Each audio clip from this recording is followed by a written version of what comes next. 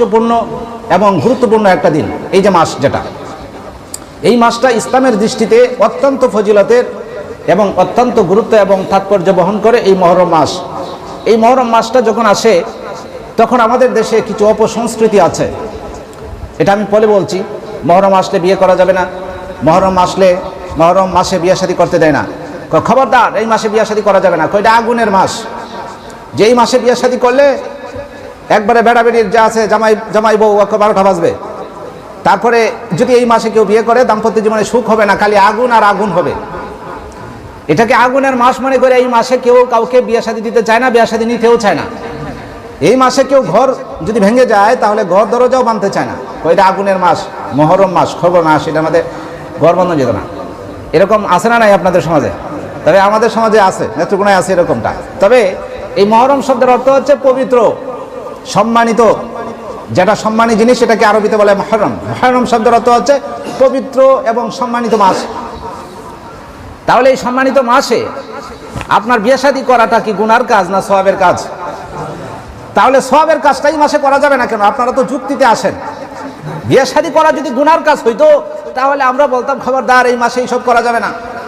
বিয়ে শাদী কি গুনার কাজ না সওয়াবের কাজ ভাই? তাহলে সওয়াবের কাজ এই মাসে করা যাবে না কেন? ঘর বান্ধা এটা কি গুনার কাজ না সওয়াবের কাজ? তাহলে এটা যদি সওয়াবের কাজ হয়ে থাকে তাহলে এই মাসে কেন বাধা যাবে না? কেন আপনারা এই মাসে সবকিছু ভালো ভালো কাজ আপনি নিষেধ করে বসে আছেন? তাহলে এই মাসে করা যাবে না কোনটা? কেন বিয়ে শাদী করা যাবে না? আপনি করেন, ঘর বান্ধার প্রয়োজন, আপনার ঝড় তুফানে ঘর ভেঙে ফেলছে, বান্ধেন এই মাসে ঘর, সমস্যা নেই, আরো ভালো। কারণ এটা 11 মাসের চেয়ে সম্মানিত মাস একটা। রমজান মাসের পরেই মাসটা সবচেয়ে বেশি সম্মানিত। তাহলে এই মাসে কি করা যাবে না? এই মাসে যা নেকির কাজ তার সব কিছুই করা যাবে, কিন্তু এই মাসে কোনো গুনার কাজ করা যাবে না। আরবের জাহেলরা, মূর্খ যারা ছিল, আরব দেশের কাফির বেঈমানরা, এই মহরম মাস আসলে পরে তারা মারামারি যুদ্ধ তাদের ছিল কমন একটা জিনিস।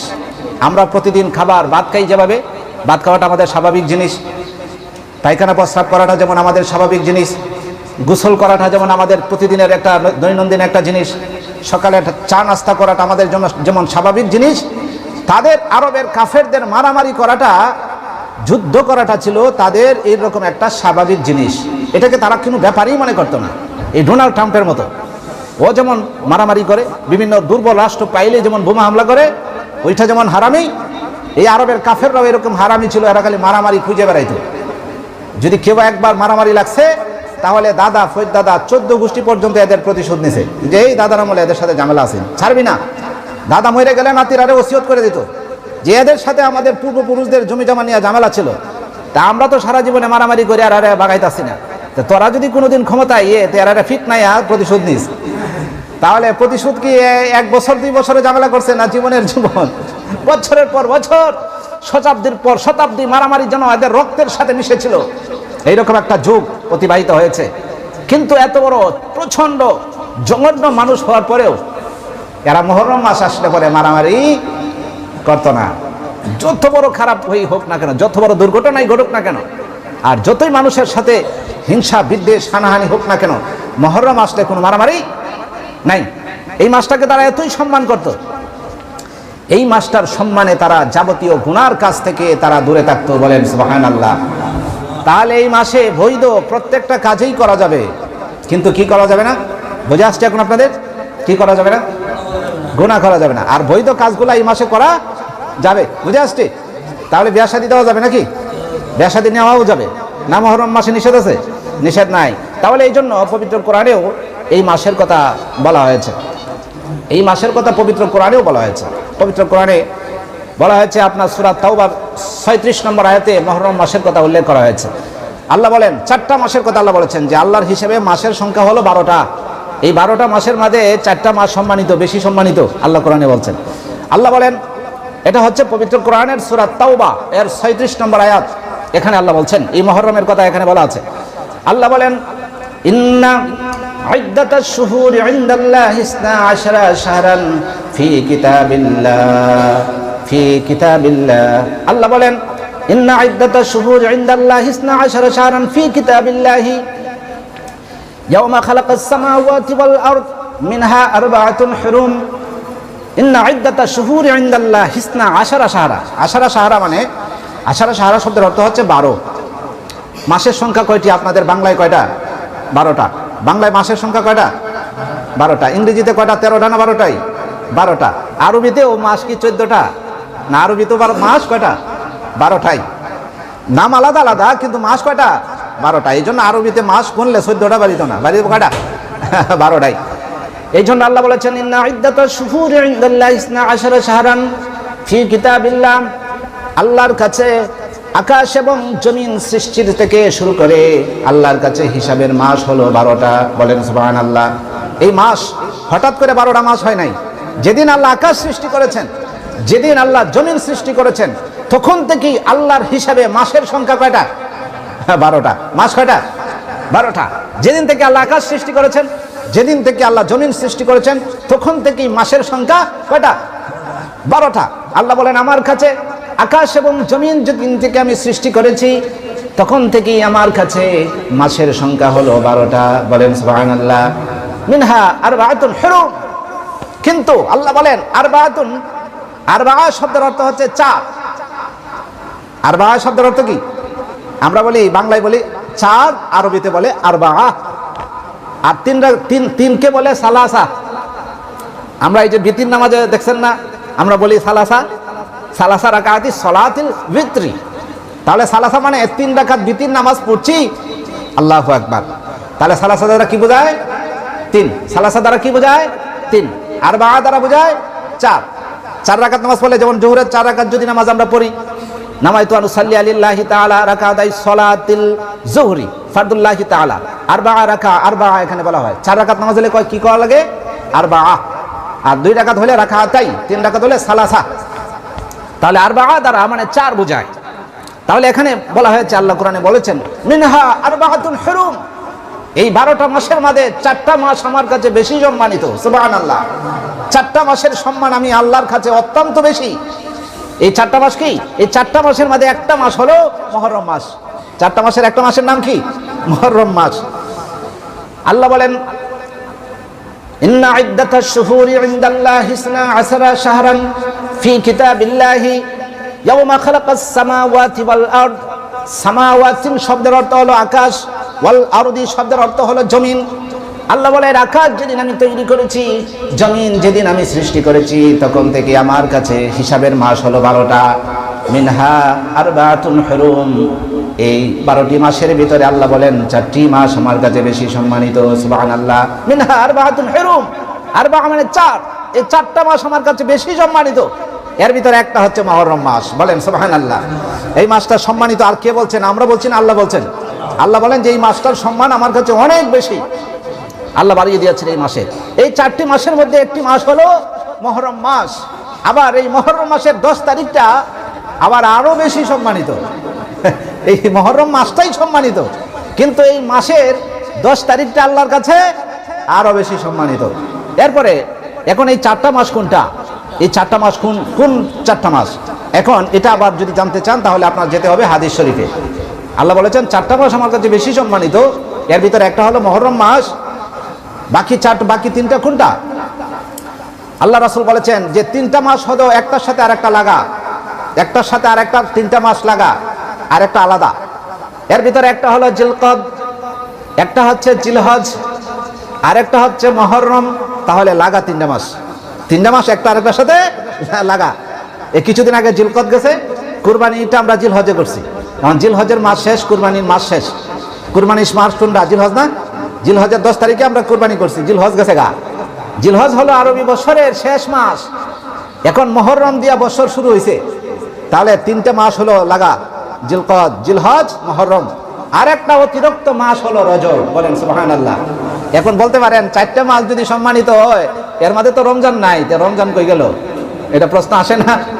4টে মাস যদি সম্মানিত হয়, তাহলে এই 4টে মাসের মধ্যে তো জিলকদ, জিলহজ, মুহররম, আর একটা হলো রজব। তাহলে রমজান কই? আল্লাহ বলেন রমজানের সাথে তুলনা নাই। কারণ এই রমজানের তুলনা একমাত্র আল্লাহ ছাড়া আর কেউ জানে না। কিন্তু রমজানের পরে এই 4টা মাস বেশি সম্মানিত। বলেন সুবহানাল্লাহ। রমজানের সাথে আবার কোনো তুলনা নাই। সেটা হলো স্পেশাল আল্লাহর কাছে সম্মানিত মাস, যেটা ধারে কাছেও কেউ না। কিন্তু এই রমজানের পরে হলো এই মুহররম, এই মহরমের সাথে রমজানের, আবার রমজানের পরে সম্মান আল্লাহ বেশি দিয়েছেন এই মহরম মাসকে। রমজানের সাথে কারো তুলনা নাই, এটা সবার সেরা। কিন্তু এরপরে সম্মানিত যদি কোনো মাস থাকে তাহলে সেটা কোন মাস? মহরম মাস। এই যে এখন যেটা চলছে, বুঝে আসতেছে আপনাদের? আবার এই মাসের 10 তারিখটাকে আশুরা বলা হয়। মহরমের 10 তারিখে আগে আপনাদের দেশে জারি গান গাইতো, বাউল গান গাইতো, তারপরে তাজিয়া। আবার শিয়ারা দেখবেন যে শহরে টিভিতে দেখাইব, এরা নিজের শরীরে নিজে চাবুক দিয়ে বাড়ি দিব, বাড়ি দিয়া রক্তাক্ত করে হাই হুসেন যজ্ঞ। এগুলা হলো ইসলামের নামে অপসংস্কৃতি, এটি ইসলাম পছন্দ করে না, এইসব করা যাবে না। এগুলি হচ্ছে কুসংস্কার, এগুলি করা যাবে না। মহরমের 10 তারিখ আসতে কি করতে হবে? আল্লাহ রাসূল সাল্লাল্লাহু আলাইহি ওয়াসাল্লাম বলে দিয়েছেন, মহরমের 10 তারিখে শুধু রোজা, 2টা রোজা ছাড়া আর কিছু নাই এটার মধ্যে। আর যা করা হয় আমাদের দেশে মহরম নামে, হালুয়া, রুটি, মসজিদ সাজাইতে হবে, মোমবাতি বেশি করে জ্বালাইতে হবে, তারপরে তাজিয়া, তারপরে জারি গান গাইতে হবে, হাই হুসেন করে চিল্লাচিল্লি করতে হবে। তারপরে ঢাকা শহরে বড় মিছিল হয়, বিশাল বড় তাজিয়া মিছিল, হাজারো লাখো মানুষ হয়, আর হাই হুসেন করে তারা মানে চিল্লাপাল্লা করে। এগুলা কোনো ইসলামে ঠিক করেন নাই, এগুলো ইসলামে নাই। এগুলো হচ্ছে মুসলমানদের এই অপসংস্কৃতি, আর এটা আপনার বিশেষ করে আপনার শিয়া মুসলিমরা এগুলি চালু করেছে, এগুলি করা যাবে না। তাহলে দেখা গেল যে আল্লাহ রাসূল সাল্লাল্লাহু আলাইহি সাল্লাম তিনি মক্কা থেকে মদিনায় হিজরত করলেন। মক্কা থেকে মদিনায় হিজরত করার পরে মদিনাতে ছিল ইহুদিদের বসবাস। মদিনায় সব থেকে বেশি কারা ছিল? ইহুদিরা ছিল। ওখানে ইহুদিদেরকে যাওয়ার পরে দেখলেন যে ওরা মহরমের 10 তারিখে তারা রোজা রেখেছে। মহরমের 10 তারিখে তারা রোজা রেখেছে। আল্লাহ রাসূল তাদেরকে বললেন যে তোমরা এই 10 তারিখ আসতে পরে এই তারিখে তোমরা রোজা রাখো কেন? তোমরা আজকের দিনে রোজা রাখার কারণ কি? 10ই মহরম। আল্লাহ রাসূল জানার পরেও তাদেরকে প্রশ্ন করলেন যে দেখি ওই ইহুদিরা আবার মুসলমানদের মতো রোজা রাখলো কেন? এটা তো জানার দরকার আছে না? এটা আবার সহিহ বুখারীতে 2000 নম্বর হাদিসে এই হাদিসটা এসেছে যে আল্লাহ রাসূল সাল্লাল্লাহু আলাইহি ওয়াসাল্লাম ওখানে যাওয়ার পরে দেখলেন যে ওরা রোজাদার। তারপরে তিনি বললেন যে ফাকালা মা হাযা, বিশ্বনবী বললেন, ফাকালা, তিনি বললেন, হাযা, এটা কি? কিসের জন্য তোমরা আজকে রোজা রেখেছো? তোমরা আমাকে বলো কেন আজকে তোমরা এই রোজাটা রেখেছো? ইহুদিরা তখন বলছে যে আজকের দিনটা হচ্ছে অত্যন্ত সম্মানিত একটা মর্যাদার দিন। দেখেন কার সাথে? মার সাথে মশির আলাপ করে। আল্লাহ রাসূল কি ব্যাখ্যা জানতে কম জানে? রাসূলকে ফজিলত জানাইতেছে, রাসূল জানেন, কিন্তু তারপরেও বললেন যে ওদের মুখ থেকে শুনি ওরা কি কয়, যে দেখেন রাসূল এই দিনটা খুবই সম্মানিত একটা দিন। তারা বলল যে ক্বালা হাযা ইয়াউমুস সালিহুন, এটা হচ্ছে আজকে একটা পবিত্র দিন।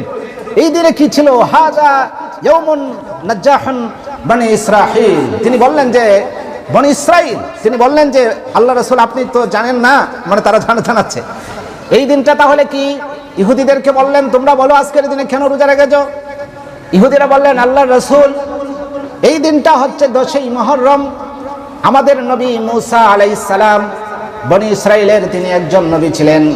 তিনি আবার তখনকার সময়ের একটা ফেরাউন ছিল, তার নাম ছিল, তখনকার সময়ের একটা জালিম ছিল, একটা কাফের ছিল যে আমাদের নবী মূসা আলাইহিস সালামকে খুব কষ্ট দিত, তার নাম ছিল ফেরাউন। এই ফেরাউনের হাতে বনি ইসরাইলরা বন্দী জীবন যাপন করত।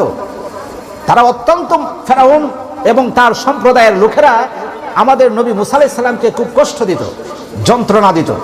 তারপরে একদিন আল্লাহ সুবহানাহু ওয়া তাআলা তিনি মূসা আলাইহিস সালামকে বললেন চলে যাওয়ার জন্য। তারপরে মূসা আলাইহিস সালাম তার সঙ্গী সাথী বনি ইসরাইলকে নিয়ে নদী পার হয়ে চলে গেলেন আর ফেরাউনকে নীল নদের মাঝে ডুবাইয়া আল্লাহ হত্যা করলেন। ফেরাউনকে আল্লাহ ধ্বংস করে দিয়ে মূসা আলাইহিস সালামকে আল্লাহ এই দিনে মুক্তি দিয়েছিলেন, যার কারণে এই দিন আসতে পরে মূসা আলাইহিস সালাম রোজা রাখতেন, আল্লাহ শুকরিয়া করতেন, যার কারণে মূসা যেহেতু রেখেছেন আমরাও এই দিনে রোজা রাখি। বলেন সুবহানাল্লাহ। বিশ্বনবী বললেন তাহলে শোনো, যদি তোমরা মূসা আলাইহিস সালামকে অনুসরণ করে যদি একটা রোজা রাখো, নবুয়তের দিক থেকে মূসা আলাইহিস সালামের তোমরা যত নিকটে, আমি মুহাম্মদুর রাসূলুল্লাহ সাল্লাল্লাহু আলাইহি ওয়াসাল্লাম মূসা আলাইহিস সালামের তোমাদের চাইতে আরো বেশি নিকটে। বলেন সুবহানাল্লাহ। তার মানে হলো তিনি নবী, আমিও নবী। তিনি আল্লাহর পক্ষ থেকে প্রেরিত একজন নবী, আমিও আল্লাহর পক্ষ থেকে প্রেরিত একজন নবী। নবুয়তের দিক থেকে মূসা আলাইহিস সালাম তোমার যত নিকটে, নবুয়তের দিক থেকে আমি মূসা আলাইহিস সালামের তোমাদের চাইতে আরো বেশি নিকটে। তোমরা যদি এই দিন একটা যদি রোজা রাখো, তাহলে শুনে রাখো আমি এবং আমার উম্মতে মুহাম্মদ এই দিন আসলে আমরা 2টা রোজা রাখবো। বলেন সুবহানাল্লাহ। তাহলে আল্লাহ রাসূল তখন সাহাবীদেরকে বললেন যে তোমরাও রোজা রাখো, তবে ইহুদিদের বিরোধিতা করো। ইহুদিরা রাখে কয়টা? একটা। তোমরা রাখো কয়টা? 2টা। তাহলে এই জন্য আল্লাহ রাসূল সাল্লাল্লাহু আলাইহি ওয়াসাল্লাম বলেছেন হয়তো 9-10, হয়তো আশুরার 9-10, না হয় 10-11 রোজা রাখতে হবে। কয়টা? 9 মুহররম, 10ই মুহররম, তাহলে 10ই মুহররম আর হলো 11ই মুহররম, তাহলে রোজা হবে কয়টা? দুইটা। তাহলে রোজা রাখতে হবে, আমরা যদি রাখি রোজা রাখতে হবে কয়টা? 2টা রোজা রাখতে হবে। তাহলে ফায়দা কি হবে? এই রোজাগুলি যা কি, রমজানের রোজা ফরজ হওয়ার আগে এই মুহররমের 10 তারিখের রোজা রাখা ফরজ ছিল আমাদের। আল্লাহ রাসূল সাল্লাল্লাহু আলাইহি সাল্লাম রমজানের রোজা ফরজ হওয়ার আগে এই 10 মুহররমের রোজা রাখা আমাদের জন্য কি ছিল? ফরজ ছিল। কিন্তু বিশ্বনবী বলেছেন যখন রমজান আসলো, যখন রমজানের রোজা ফরজ হয়ে গেছে, তখন আশুরার রোজা আর ফরজ থাকে নাই, এই আশুরার রোজাটা এখন নফল হয়ে গেছে। বলেন সুবহানাল্লাহ। রাখলে সওয়াব আছে, না রাখলে কোনো গুনাহ নাই। তবে যদি কেউ রাখে এরকম নেকি আছে যেটা কল্পনাতেও নাই, সুবহানাল্লাহ, অনেক ফজিলত। তাহলে সেটা কোথায় আছে? সহিহ মুসলিমে হাদিসটা, হাদিস নম্বর হচ্ছে 1162 নম্বর আয়াত হাদিস। বিশ্বনবী বলেন সিয়ামু ইয়াউমি আশুরা আহতাসিবু আলাল্লাহি আন ইউকাফফিরাস সানাতাল্লাতী ক্বাবলা শব্দের অর্থ হলো পূর্বে। বিশ্বনবী বলেন সিয়ামু ইয়াউমি আশুরা, সিয়াম মানে রোজা, আশুরা মানে আশুরার রোজা, বুঝতেছেন? সিয়ামু ইয়াউমি আশুরা আহতাসিবু আলাল্লাহ মানে আল্লাহর কাছে, আমি আল্লাহর কাছে এতটা আশাবাদী, এতটাই আমি আশা পোষণ করি, কেউ যদি আশুরায়ে মুহররমের 10 তারিখের 2টা যদি রোজা রাখে, আহতাসিবু আলান নাসি ক্বাবলা, তাহলে বিশ্বনবী বলেন ক্বাবলা মানে পূর্বে। বিশ্বনবী বলেন কেউ যদি আশুরায়ে মুহররমের 2টা রোজা রাখে, তার পূর্বের 1 বছরের যত গুনাহ আছে, তার পূর্বের 1 বছরের যত গুনাহ আছে, সমস্ত গুনাহগুলো আল্লাহ আশুরা রোজার উসিলায় মাফ করে দিবেন। বলেন সুবহানাল্লাহ। বিশ্বনবী বলেন যে আমি আশুরা রোজার ব্যাপারে আল্লাহর কাছে এতটাই আশাবাদী, কেউ যদি আশুরায়ে মুহররমের 10 তারিখের 2টা রোজা রাখে, তার পূর্বের 1 বছর আগের, তার 1 বছর আগের পূর্বের সমস্ত গুনাহগুলো আল্লাহ ক্ষমা করে দিবে। সুবহানাল্লাহ। তবে এই গুনাহ দ্বারা উলামায়ে কেরাম